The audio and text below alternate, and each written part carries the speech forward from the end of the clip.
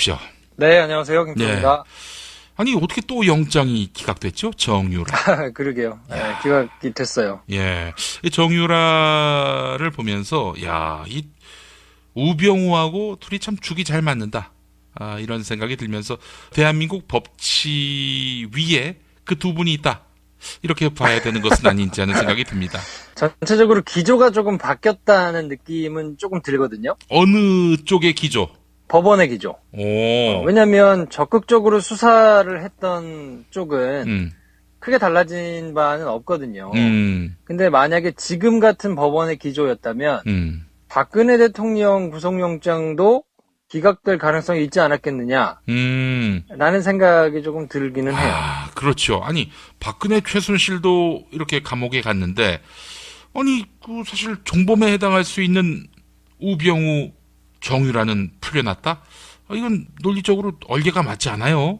많은 분들이 약간 혼란스러워 하실 부분이 구속영장이 발부되면 굉장히 정의로운 판사처럼 치켜 올렸다가 구속영장이 그냥 기각되면 또 완전히 쓰레기처럼 매도했다가 이렇게 막 되는 거는 좀 문제가 있는 거 아니냐라고 생각을 이제 하셔서 판단 자체를 보류하시는 분들이 꽤 많을 거라고 생각해요.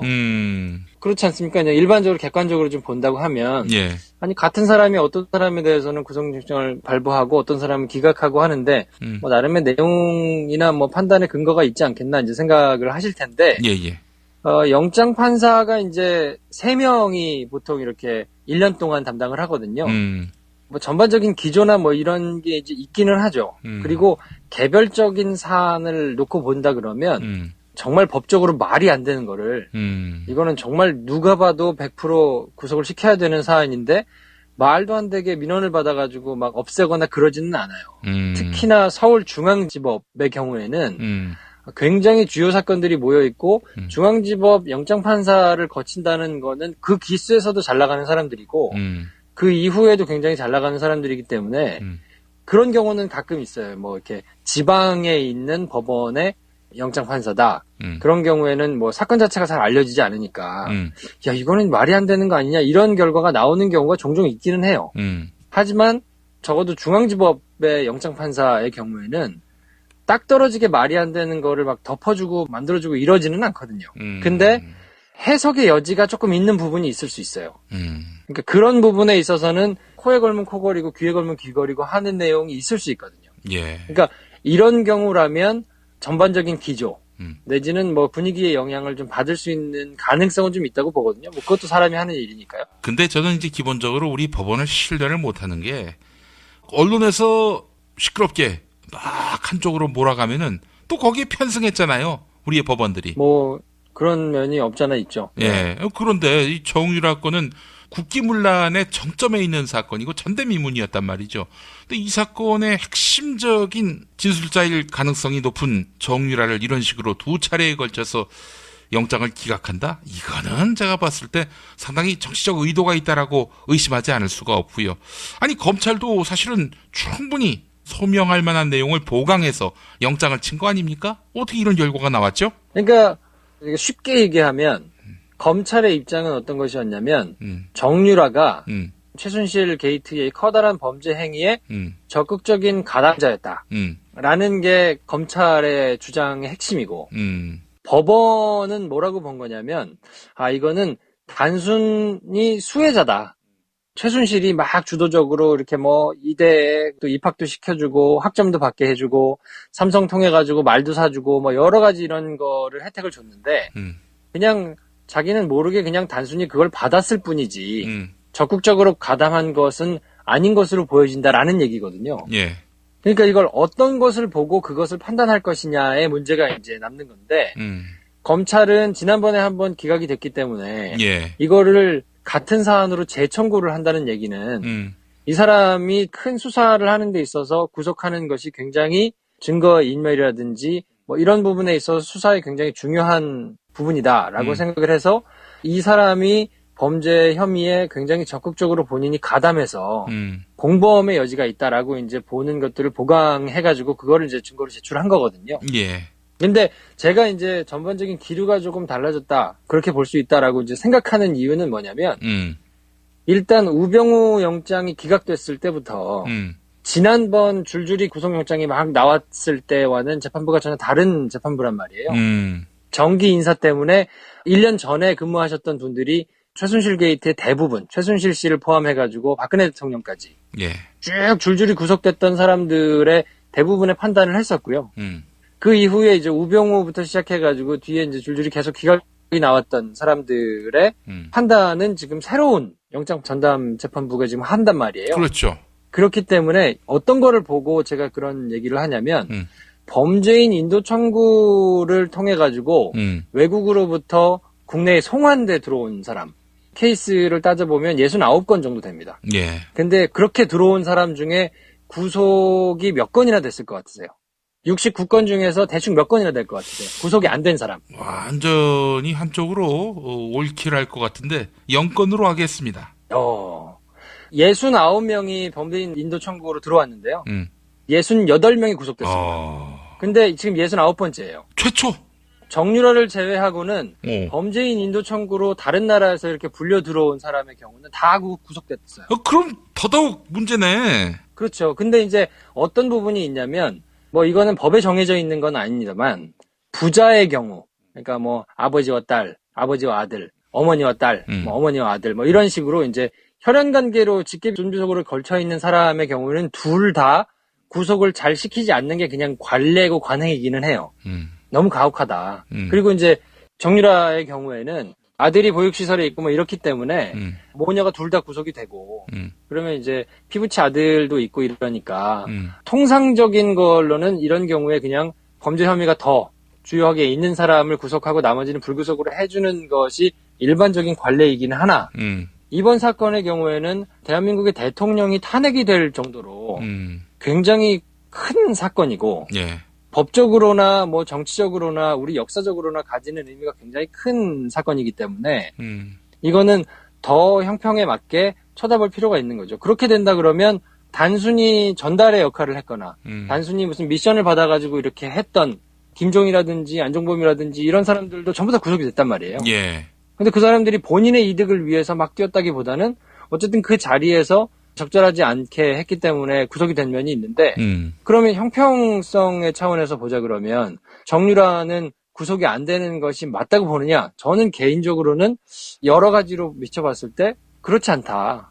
더 크게 본다 그러면 최순실 일가의 재산 환수 문제도 남아있을 뿐더러 그렇지. 그 최순실 게이트로 특검이 70일이라는 아주 제한적인 시간에 수사를 제대로 다 벌려가지고 못한 부분들이 있단 말이에요. 예. 그러니까 그런 여러 가지 사건의 전반적인 전모를 밝히는 데 있어서 정유라라는 사람이 구속돼 있고 또 이렇게 말 맞추기를 한다거나 증거를 이렇게 인멸한다거나 이런 시도를 하지 못하게 조치를 하는 것은 굉장히 중요할 수 있는데 그래서 검찰도 단순 수혜자라기보다는 적극적인 가담자이고 그리고 덴마크에서 돌아오지 않으면서 변호인들하고 했던 뭐 자필 편지라든지 여러 가지를 봤을 때 이 사람이 증거를 인멸하거나 적극적으로 뭔가 범죄 혐의를 했던 거를 감추려 하는 노력이 있을 수 있으니까 그리고 비밀 금고라든지 최순실 씨가 이렇게 주요한 증거들을 숨겨놨던 것들이 아직 발견되지 않은 부분들이 있단 말이에요. 예.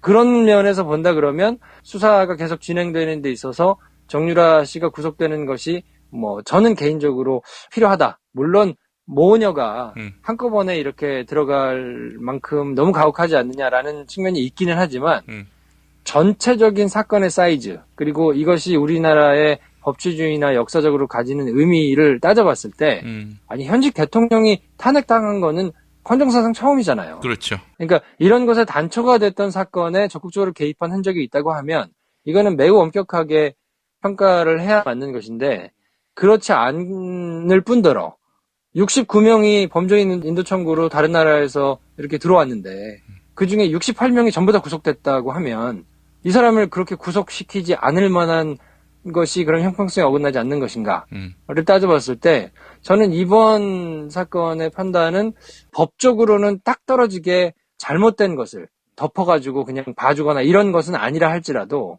이것은 법원의 기조에 상당 부분 문제가 있을 수 있다. 저는 그렇게 판단합니다. 이 기조를 형성한 사람은 혹시 양승태 아닐까요? 네, 뭐 그럴 가능성이 상당하다고 봅니다. 왜냐하면 지금 양승태 대법원장 본인이 제 코가 석자예요.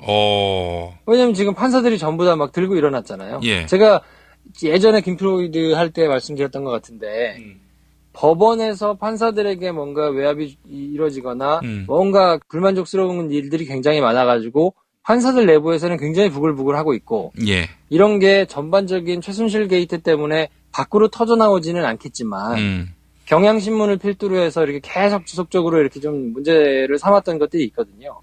이것이 최순실 게이트가 어느 정도 정리가 되고 나서 정권도 바뀌고 새로운 국면이 접어들면 반드시 그때쯤 터져나올 것이다라고 그때 제가 말씀드렸던 기억이 있는데 예. 지금 그것이 이제 터져나온 거예요. 그래서 방송을 하고 있는 오늘 판사들이 대법원장을 면담하겠다고 나와가지고 대법원장은 안 만나고 이제 법원 행정처 차장이 아마 만날 것으로 보이는데요. 뭐 이런 상황이기 때문에 사법부 내에서의 뭔가 문제점이 있었던 그러니까 박근혜 정권 내에서 미심쩍은 판결들도 꽤 있었고 여러 가지 판사들에게 독립적인 판결을 하지 못하도록 음으로 양으로 있었던 것에 대한 불만들이 막 터져나오는 이 시점에 뭔가 검찰로 시선을 돌릴 만한 그럴 필요성이 좀 있다고 판단하지 않았을까라는 게 그냥 제 개인적인 추측이고요. 그래요. 이제 어떻게 되는 겁니까? 박근혜 최순실 게이트 수사. 이렇게 되면 난관에 봉착하는 것은 아닌지 염려하는 분들이 많은데 한번 전망해 주세요. 일단 기본적으로 수사 의지가 굉장히 있는 사람들이 지금은 모여있기 때문에 윤석열 지검장을 포함해서 필두로 해가지고 그 밑에 이제 쭉 수사팀 자체가 뭐 정권도 바뀌었고 최순실 게이트에 대해서 제대로 수사를 해야 된다라는 커다란 대의를 가지고 여러 사람들이 수사를 하고 있기 때문에 예. 법원에서는 뭔가 검찰에서 수사가 진행되는데 삐걱거리고 그럼 당연히 이제 태극기를 들었던 분들 입장에서는 커봐라 너무 무리하게 수사를 한 거 아니냐 하는 여론도 이제 막 생겨날 것이고요. 예. 종편에서는 또 패널들이 나와가지고 막 그런 얘기 할 것이고 그런 여론이 생겨남과 동시에 예. 일부에서는 검찰이 수사를 부실하게 한 거 아니냐 하면서 책임을 검찰에 돌리는 경우도 있을 거고 예. 이런 시끄러운 상황들이 막 생겨나는 것이 법원이 뭔가 개혁의 대상으로 주목을 받는데 아무래도 그렇게 좀 시선을 분산시키는 데 도움이 좀 되겠죠. 그런 정무적인 판단이 저는 뭐 작용할 가능성이 충분히 있다고 보고 그렇지만 상황이 조금 다른 거는 검찰이 가만히 있지는 않을 것이다. 그리고 같은 사안으로 재청구를 하는 것도 사실 검찰 내부에서는 쉬운 판단은 아니거든요. 왜냐하면 예, 예. 이것이 지금처럼 2번이나 했는데 기각됐을 때 오게 되는 부담이 있거든요. 그렇죠. 예. 야, 수사를 얼마나 엄벙덤벙했으면 이렇게 2번이나 기각이 되냐라고 판단을 하거나 예. 아니면 이게 뭔가 의지가 없는 거 아니냐. 내부에서 뭔가 문제가 있는 거 아니냐. 그리고 지금 방금 대전마께서 말씀하신 것처럼 야, 이거 수사 제대로 되겠냐. 뭐 이런 여러 가지 것들이 생겨나기 때문에 검찰에서는 재청구 자체도 굉장히 부담스러운데 네. 이거를 3번이나 연달아 청구한다는 건 굉장히 이례적이기 때문에 네. 그거는 제가 보기에는 가능성은 조금 낮다고 보는데요. 근데 지금 검찰 내부에서는 제가 뭐 오늘도 검찰 관계자들을 이렇게 뭐 만나가지고 얘기를 좀 들어보니까 굉장히 부글부글 끓고 있어요. 내부적으로는 분위기가 지금 굉장히 좋지 않거든요. 예.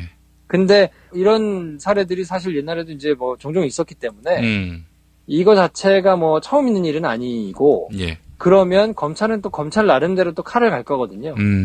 그러니까 그러면 3번째 청구해가지고 또 기각되면 이제 그때는 부담이 더 커지는 거니까. 예. 그런 방식을 취하지는 않겠지만 분명히 다른 쪽으로 뭔가 검찰의 수사 의지를 더 불태우는 역할을 분명히 했다고 보고 그런 결과들이 터져 나올 것이기 때문에 저는 오히려 시간이 조금 지나고 나면 더 큰 사안들이 터져 나올 수 있을 가능성이 있다. 저는 뭐 그렇게 봅니다. 그러니까 수사가 난관에 봉착한다든지 그래서 공소유지도 쉽지 않은 그런 상황이 된다든지 이건 걱정하지 않아도 된다는 말씀입니까? 저는 개인적으로 그렇게 생각해요. 왜냐하면 지금 이제 검찰의 정기 인사가 얼마 안 남았거든요. 예. 원래는 이제 2월 달에 보통 정기 인사가 있는데 총장이 새로 뽑히고 뭐 이렇게 되면 조만간 이제 정기 인사가 있을 것이기 때문에 그때 칼을 갈고 있는 상당 부분의 사람들이 중앙지검으로 인입될 가능성이 있고요. 예. 그렇게 된다 그러면 지금 당장 굴러가고 있는 재판과 별도로 최순실 게이트 내지는 뭐 정유라 씨 관련된 문제들이 굉장히 열의를 가지고 수사를 할 가능성이 있기 때문에 저는 뭐 조금 여유를 가지고 지켜봐도 지금 기소해놓은 것 외에도 특검의 경우에는 특검법상 정한 13가지 그것과 관련된 내용만 수사를 할 수 있었거든요.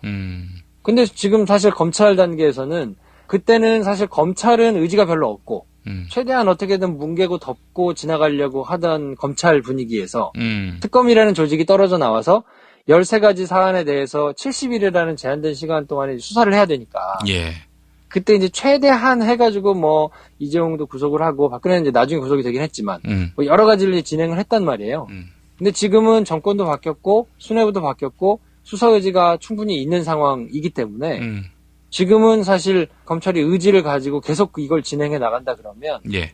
시간 문제다. 그리고 열심히 수사를 해가지고 잘 수사를 할 수 있는 사람들은 충분히 포진돼 있고 그 사람들이 정기 인사 때 더더욱 들어와서 검찰이 더 치고 나갈 수 있는 동기부여가 차라리 된 면이 있기 때문에 너무 그렇게 걱정하실 필요는 없을 수 있다. 예. 분위기 자체는 그렇더라고요. 예.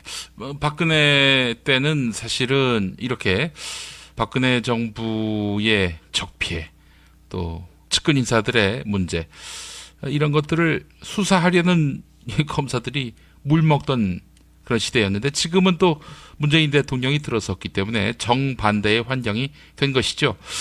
자, 이거 하나만 더 여쭤보고 마무리했으면 좋겠는데 검찰 인사는 지금 국면에서 누가 합니까? 지금 국면에서 사실 할 이유가 별로 없고요. 원래 법적으로 보자 그러면 법무부 장관이 모든 인사를 하게 돼 있거든요. 예. 근데 이제 그렇게 판을 짜는 데 있어서 검찰총장의 의견을 실질적으로는 안 들을 수는 없고요. 그래서 검찰총장과 법무부 장관이 상의를 해가지고 인사를 하게 돼 있는데 지금 옛날 같지 않아서 중수부가 없어졌기 때문에 대검찰청 산하에는 직접 수사하는 부서가 없단 말이에요. 예. 그러면 서울중앙지검이 전국 검찰청 중에는 사이즈가 가장 크고 검사도 제일 많고 그리고 특수수사를 하는 인력들이 가장 많이 몰려있는 곳은 서울중앙지검이기 때문에 그 서울중앙지검의 특수부를 어떻게 꾸릴 것이냐 뭐 그 나머지 주포들을 어떻게 꾸릴 것이냐는 서울중앙지검장의 의견도 상당 부분 반영될 수밖에 없고 그래요. 그렇죠. 그렇기 때문에 지금 윤석열 지검장은 특수수사에 굉장히 정통한 사람이고 특수수사로 굉장히 오랫동안 이런 뭐 여러 가지 사건을 통해 가지고 이 정무적인 감각을 비롯해 가지고 여러 가지 있기 때문에 수사 의지를 지금 가진 상황에서 지금 뭐 법무부 장관이나 검찰총장이 윤석열 지검장과 또 완전히 결이 다르게 뭔가 이 정부에 해를 끼치거나 수사에 방해를 하거나 이런 사람들이 청구될 일은 그럴 가능성은 없기 때문에 그렇다고 한다면 충분히 뭐 수사를 정말 잘하는 사람들 그리고 굉장히 전투력이 센 사람들 그리고 특수사를 굉장히 잘했던 사람들이 서울중앙지검에 모일 가능성이 높고요. 그렇게 돼서 수사를 진행한다고 하면 뭐 이건 시간 문제이기 때문에 키는 문재인 정부 쪽에서 더 쥐고 있다. 뭐 그렇게 보셔도 된다. 뭐 그렇게 생각합니다. 예, 그래요. 인사가 만사지요. 하여간 정권이 바뀐 상황이기 때문에 박근혜 최순실 게이트 수사가 난관에 봉착했다. 이렇게 보기는 어려운 측면이 있다는 점 오늘 일깨워 주셨습니다. 물론 쉽지는 않겠지만 왜냐하면 뭐 삼성이 적극적으로 막 변호를 하고 있고 예전에 그러니까 이거를 기소할 당시에는 검찰과 특검과 뭐 또 2차 그 특수본과 뭐 이런 것들이 막 섞여 있었기 때문에 그건 이미 던져진 거잖아요. 그러니까 공소를 유지해가지고 재판을 잘하는 거에는 물론 어려움이 좀 있을 수 있는데 그 외에 그러니까 추가로 수사를 해가지고 뭔가 더 게이트를 밝혀내는 데 있어서는 충분한 여력이 있기 때문에 그렇게 너무 조바심을 가지고 지켜보지 않더라도 하여튼 충분히 돌파할 수 있을 정도는 된다. 뭐 그렇게 생각하고 있습니다. 예, 알겠습니다. 자, 김프로 내일 뵙겠습니다. 네, 내일 뵙겠습니다. 그리고 이제 정유라의 경우에는 아들이 보육시설에 있고 뭐 이렇기 때문에 모녀가 둘 다 구속이 되고 그러면 이제 피부치 아들도 있고 이러니까 통상적인 걸로는 이런 경우에 그냥 범죄 혐의가 더 주요하게 있는 사람을 구속하고 나머지는 불구속으로 해주는 것이 일반적인 관례이기는 하나 이번 사건의 경우에는 대한민국의 대통령이 탄핵이 될 정도로 굉장히 큰 사건이고 법적으로나 뭐 정치적으로나 우리 역사적으로나 가지는 의미가 굉장히 큰 사건이기 때문에 이거는 더 형평에 맞게 쳐다볼 필요가 있는 거죠. 그렇게 된다 그러면 단순히 전달의 역할을 했거나 단순히 무슨 미션을 받아가지고 이렇게 했던 김종이라든지 안종범이라든지 이런 사람들도 전부 다 구속이 됐단 말이에요.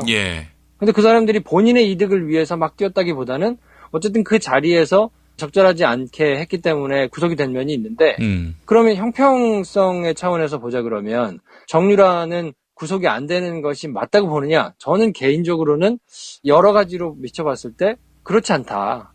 더 크게 본다 그러면 최순실 일가의 재산 환수 문제도 남아있을 뿐더러 그렇지. 그 최순실 게이트로 특검이 70일이라는 아주 제한적인 시간에 수사를 제대로 다 벌려가지고 못한 부분들이 있단 말이에요. 예. 그러니까 그런 여러 가지 사건의 전반적인 전모를 밝히는 데 있어서 정유라라는 사람이 구속돼 있고 또 이렇게 말 맞추기를 한다거나 증거를 이렇게 인멸한다거나 이런 시도를 하지 못하게 조치를 하는 것은 굉장히 중요할 수 있는데 그래서 검찰 가능성이 높은 정유라를 이런 식으로 두 차례에 걸쳐서 영장을 기각한다? 이거는 제가 봤을 때 상당히 정치적 의도가 있다라고 의심하지 않을 수가 없고요.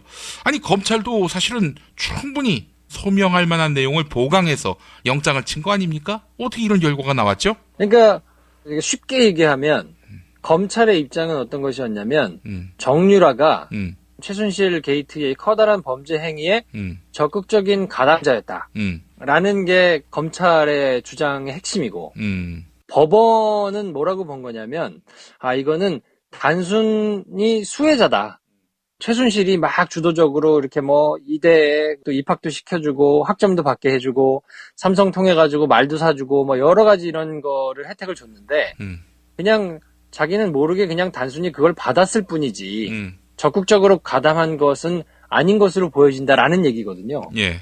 그러니까 이걸 어떤 것을 보고 그것을 판단할 것이냐의 문제가 이제 남는 건데 검찰은 지난번에 한번 기각이 됐기 때문에 예. 이거를 같은 사안으로 재청구를 한다는 얘기는 이 사람이 큰 수사를 하는 데 있어서 구속하는 것이 굉장히 증거 인멸이라든지 뭐 이런 부분에 있어서 수사에 굉장히 중요한 부분이다라고 생각을 해서 이 사람이 범죄 혐의에 굉장히 적극적으로 본인이 가담해서 공범의 여지가 있다라고 이제 보는 것들을 보강해가지고 그거를 이제 증거로 제출한 거거든요. 예. 근데 제가 이제 전반적인 기류가 조금 달라졌다 그렇게 볼 수 있다라고 이제 생각하는 이유는 뭐냐면 일단 십시오. 네 안녕하세요 김프로입니다. 아니 어떻게 또 영장이 기각됐죠? 정유라. 그러게요. 네, 기각이 됐어요. 예. 이 정유라를 보면서 이 우병우하고 둘이 참 죽이 잘 맞는다. 이런 생각이 들면서 대한민국 법치 위에 그 두 분이 있다. 이렇게 봐야 되는 것은 아닌지 하는 생각이 듭니다. 전체적으로 기조가 조금 바뀌었다는 느낌은 조금 들거든요. 어느 쪽의 기조? 법원의 기조. 왜냐하면 적극적으로 수사를 했던 쪽은 크게 달라진 바는 없거든요. 근데 만약에 지금 같은 법원의 기조였다면 박근혜 대통령 구속영장도 기각될 가능성이 있지 않았겠느냐 라는 생각이 조금 들기는 해요. 그렇죠. 아니 박근혜 최순실도 이렇게 감옥에 갔는데 아니 그 사실 종범에 해당할 수 있는 우병우 정유라는 풀려났다? 이건 논리적으로 얼개가 맞지 않아요. 많은 분들이 약간 혼란스러워 하실 부분이 구속영장이 발부되면 굉장히 정의로운 판사처럼 치켜 올렸다가 구속영장이 그냥 기각되면 또 완전히 쓰레기처럼 매도했다가 이렇게 막 되는 거는 좀 문제가 있는 거 아니냐라고 생각을 이제 하셔서 판단 자체를 보류하시는 분들이 꽤 많을 거라고 생각해요. 그렇지 않습니까? 그냥 일반적으로 객관적으로 좀 본다고 하면 아니 같은 사람이 어떤 사람에 대해서는 구속영장을 발부하고 어떤 사람은 기각하고 하는데 뭐 나름의 내용이나 뭐 판단의 근거가 있지 않겠나 이제 생각을 하실 텐데 영장 판사 우병우 영장이 기각됐을 때부터 지난번 줄줄이 구속영장이 막 나왔을 때와는 재판부가 전혀 다른 재판부란 말이에요. 정기 인사 때문에 1년 전에 근무하셨던 분들이 최순실 게이트의 대부분, 최순실 씨를 포함해가지고 박근혜 대통령까지 쭉 줄줄이 구속됐던 사람들의 대부분의 판단을 했었고요. 그 이후에 이제 우병우부터 시작해가지고 뒤에 이제 줄줄이 계속 기각이 나왔던 사람들의 판단은 지금 새로운 영장 전담 재판부가 지금 한단 말이에요. 그렇죠. 그렇기 때문에 어떤 거를 보고 제가 그런 얘기를 하냐면 범죄인 인도 청구를 통해 가지고 외국으로부터 국내에 송환돼 들어온 사람 케이스를 따져보면 69건 정도 됩니다. 근데 그렇게 들어온 사람 중에 구속이 몇 건이나 됐을 것 같으세요? 69건 중에서 대충 몇 건이나 될 것 같으세요? 구속이 안 된 사람. 완전히 한쪽으로 옳기를 것 같은데 0건으로 하겠습니다. 69명이 범죄인 인도 청구로 들어왔는데요. 68명이 구속됐습니다. 근데 지금 69번째예요. 최초. 정유라를 제외하고는 범죄인 인도 청구로 다른 나라에서 이렇게 불려 들어온 사람의 경우는 다 구속됐어요. 그럼 더더욱 문제네. 그렇죠. 근데 이제 어떤 부분이 있냐면 뭐 이거는 법에 정해져 있는 건 아닙니다만 부자의 경우, 그러니까 뭐 아버지와 딸, 아버지와 아들, 어머니와 딸, 뭐 어머니와 아들, 뭐 이런 식으로 이제 혈연 관계로 직계 존주속으로 걸쳐 있는 사람의 경우에는 둘 다 구속을 잘 시키지 않는 게 그냥 관례고 관행이기는 해요. 너무 가혹하다. 그러니까 이제 3명이 보통 이렇게 1년 동안 담당을 하거든요. 뭐 전반적인 기조나 뭐 이런 게 이제 있기는 하죠. 그리고 개별적인 사안을 놓고 본다 그러면 정말 법적으로 말이 안 되는 거를 이거는 정말 누가 봐도 100% 구속을 시켜야 되는 사안인데 말도 안 되게 민원을 받아가지고 막 없애거나 그러지는 않아요. 특히나 서울중앙지법의 경우에는 굉장히 주요 사건들이 모여있고 중앙지법 영장판사를 거친다는 거는 그 기수에서도 잘 나가는 사람들이고 그 이후에도 굉장히 잘 나가는 사람들이기 때문에 그런 경우는 가끔 있어요. 뭐 이렇게 지방에 있는 법원의 영장판사다. 그런 경우에는 뭐 사건 자체가 잘 알려지지 않으니까 야 이거는 말이 안 되는 거 아니냐 이런 결과가 나오는 경우가 종종 있기는 해요. 하지만 적어도 중앙지법의 영장판사의 경우에는 딱 떨어지게 말이 안 되는 거를 막 덮어주고 만들어주고 이러지는 않거든요. 근데 해석의 여지가 조금 있는 부분이 있을 수 있어요. 그러니까 그런 부분에 있어서는 코에 걸면 코걸이고 귀에 걸면 귀걸이고 하는 내용이 있을 수 있거든요. 예. 그러니까 이런 경우라면 전반적인 기조 내지는 뭐 분위기의 영향을 좀 받을 수 있는 가능성은 좀 있다고 보거든요. 뭐 그것도 사람이 하는 일이니까요. 근데 저는 이제 기본적으로 우리 법원을 신뢰를 못하는 게 언론에서 시끄럽게 막 한쪽으로 몰아가면은 또 거기에 편승했잖아요. 우리의 법원들이. 뭐 그런 면이 없잖아 있죠. 예. 그런데 이 정유라 건은 국기문란의 정점에 있는 사건이고 전대미문이었단 말이죠. 근데 이 사건의 핵심적인 진술자